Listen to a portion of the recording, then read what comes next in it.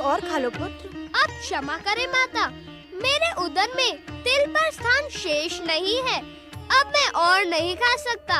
महोत्कट, कहीं ऐसा तो नहीं कि पार्थिव शिवलिंग पर जल और पुष्प चढ़ाने की शीघ्रता के कारण तुम खाने से मना कर रहे हो? देवी अदिति, जब महोत्कट की इच्छा नहीं है तो आप हट ना करें। हाँ माता, हट ना करें आप।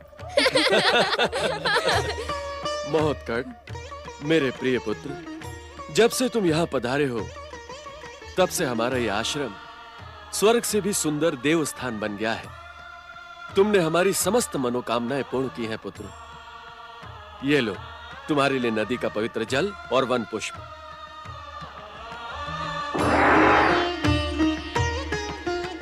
ओम नमः शिवाय, ओम नमः शिवाय, ओम नमः शिवाय, ओम नमः शिवाय, ओम नमः शिवाय।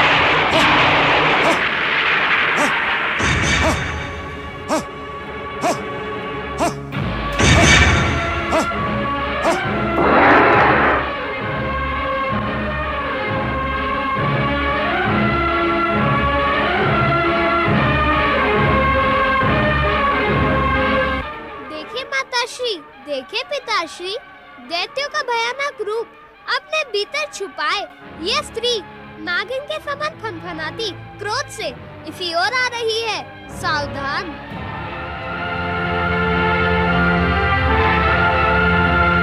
प्रणाम दीदी, आप यहाँ पधारे। इस छोटे से आश्रम में आपका स्वागत है। मुझे स्पर्श करने का दुस्साहस ना कर दुष्टा। मेरी आदरणीय माता अदिति पर प्रहार करने वाली राक्षसनी, तू जीवन भर इसी स्थान पर मूर्ति बनकर खड़ी रहेगी।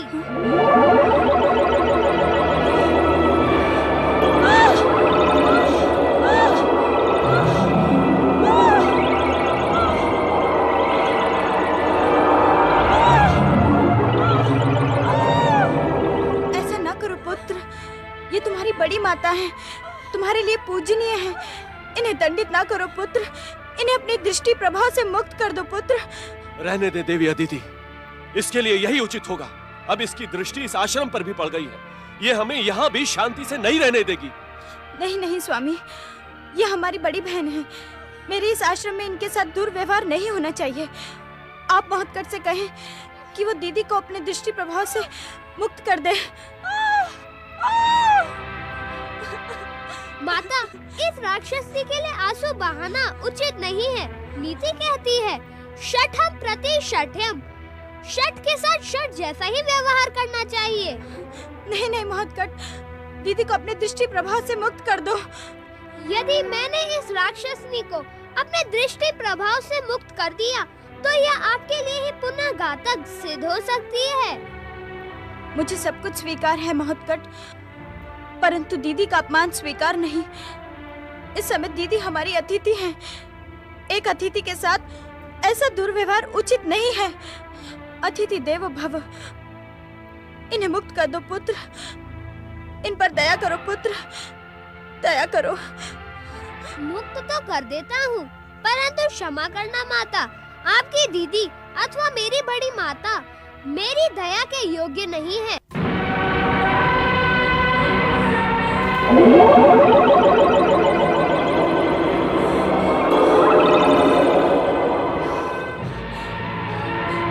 तूने ये जो गजमुखी बालक पाल रखा है ना अदिति, समय आने पर मैं इससे प्रतिशोध अवश्य लूंगी। तुम अभी प्रतिशोध क्यों नहीं ले लेती? मैं तुम्हारे प्रतिशोध के लिए प्रस्तुत हूँ। सावधान, मेरी दृष्टि का प्रभाव तुमने देख लिया है मेरी माता की दीदी। अब यदि मेरे हाथों का और सूंड का चमत्कार देखना चाहती हो तभी आगे बढ़ना। अब मैं तुम्हें अपने पूजनीय पिताश्री को छूने भी नहीं दूंगा, क्योंकि मैं जानता हूँ कि तुम इन्हें बलपूर्वक यहाँ से ले जाने आई हो। हाँ, मैं तुम्हारे आगे हाथ जोड़ती हूँ दीदी। अपने क्रोध का त्याग करके हमारा आतिथ्य ग्रहण करो।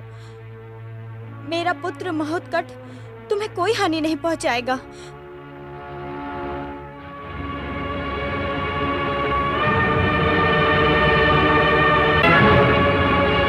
मुझे कुछ नहीं सुनना। मैं यहाँ एक पल भी नहीं रुकूंगी। परंतु जाने से पहले मैं अपने स्वामी को बलपूर्वक यहाँ से लेकर जाऊंगी, जिस पर तूने अधिकार कर रखा है। बड़ी माता, पति पर बलपूर्वक नहीं, प्रेम पूर्वक अधिकार किया जाता है। मेरे और मेरे स्वामी के मध्य आने का दुस्साहस ना कर गजमुखी। आपके स्वामी मेरे पूज्य पिता हैं। मेरे और मेरी माता के लिए प्राणों के समान हैं। इन्हें ले जाना तो दूर, यदि आपने इन्हें छूने का भी साहस किया तो इस बार मेरा दृष्टि प्रभाव आपको मूर्ति नहीं, खंड खंड करके बिखेर देगा। दुष्ट गजमुखी, तू कुछ भी कर ले, मैं अपने स्वामी को यहाँ से ले जाकर रहूंगी।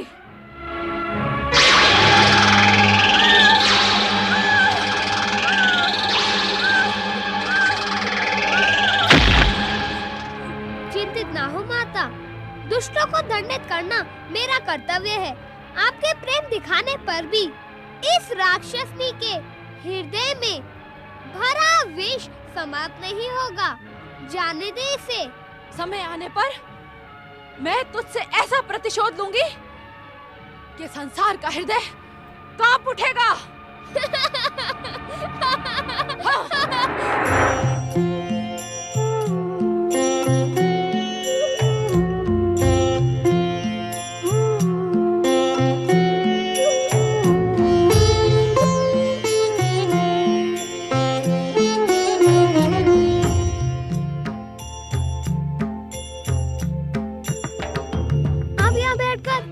क्यों बहा रहे हो मूषक महाराज?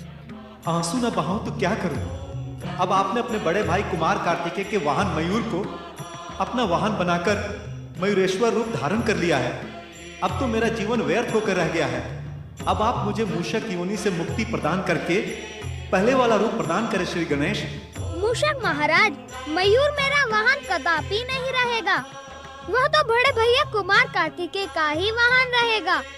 परंतु वह तो मात्र संयोग था मूषक महाराज कि मयूरेश्वर अवतार के समय मयूर स्वेच्छा से अथवा परम देव श्री महागणेश की इच्छा से मुझे लेने चला आया। श्री गणेश हो, महोत्कट अथवा मयूरेश्वर, यह सब परम देव श्री महागणेश के ही अवतार हैं। इनमें कोई अंतर नहीं। अंतर है तो केवल लीलाओं का। भिन्न भिन्न लीलाएं करने के लिए ही ये भिन्न भिन्न अवतार में प्रकट हुए हैं। मयूरेश्वर, मयूरेश्वर, अरे मयूरेश्वर, तुम यहाँ क्या कर रहे हो? हम सब तुम्हारी प्रतीक्षा कर रहे हैं। चलो खेलने। आप चलो भैया, मैं अभी पहुँचता हूँ। शीघ्र ही आना। हाँ भैया, चलो।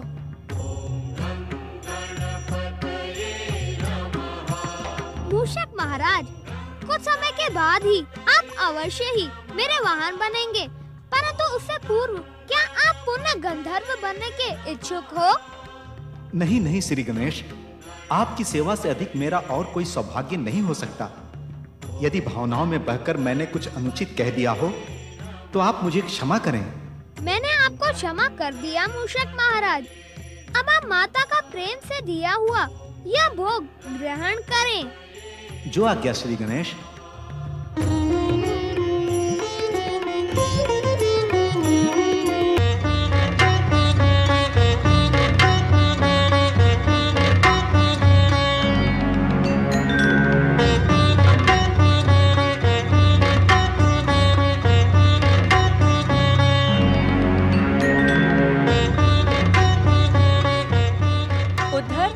उद्धव, तुम मेरा मुंह क्या देख रहे हो? तुम कुछ करते क्यों नहीं? दैत्य माता दीदी की प्रतीक्षा करते करते हम थक चुके हैं विरजा। दैत्य माता चाहे कुछ भी कर लें, उन्हें अदिति का पता नहीं चलेगा। जब हम उन्हें नहीं ढूंढ सके तो भला वो कैसे ढूंढ लेंगी? तुम ठीक कह रहे हो उद्दत। दैत्य माता अदिति को ढूंढते ढूंढते कहीं थक गई होंगी अथवा अपने मार्ग से भ्रमित हो गई होंगी। वे हमारी स्वामिनी हैं। उनकी सहायता करना हमारा कर्तव्य है। किस प्रकार करें हम उनकी सहायता? कोई न कोई उपाय तो करना ही होगा। उपाय? क्यों न हम उसी उपाय का प्रयोग करें जिसका दैत्य माता अदिति ने प्रयोग किया था। कौन सा प्रयोग?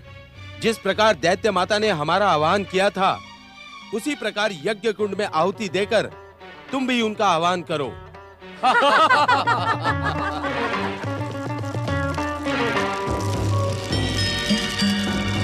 दैत्य माता अदिति प्रकट हो।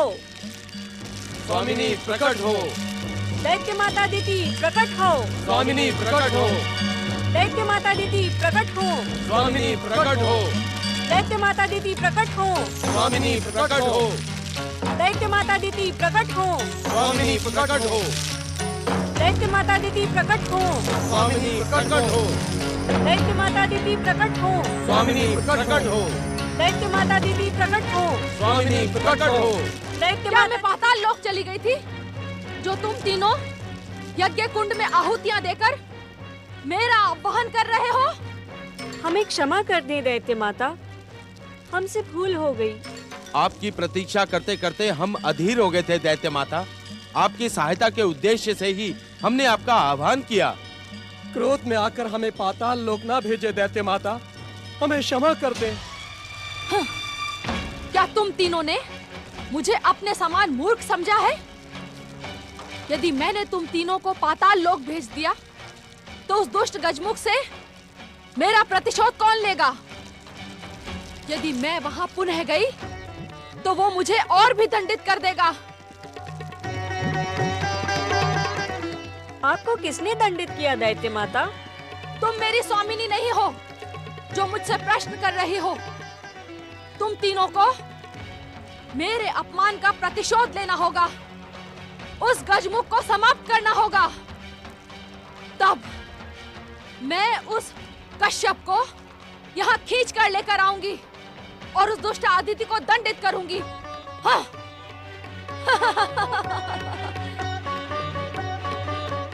तुम तीनों इच्छानुसार रूप बदल सकते हो क्या? हमने अपनी सिद्धियों का चमत्कार आपको पहले ही दिखा दिया था दैत्य माता। आप आज्ञा करें दैत्य माता, हमें कौन सा रूप धारण करना है? उद्धत, उद्धर, तुम दोनों इसी समय शुक बन जाओ। शुक अर्थात? लाल चोंच और हरे शरीर वाले तोते बन जाओ तुम दोनों। जो आज्ञा दैत्य माता।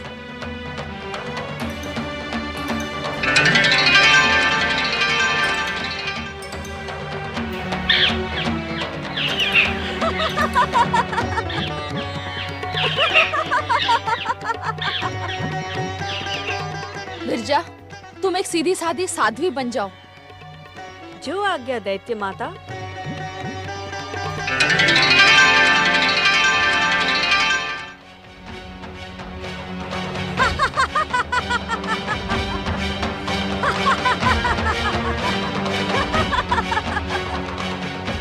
जय श्री महागणेश, जय जय शिव शंकर। दुष्टा, तू मेरे सामने मेरे शत्रु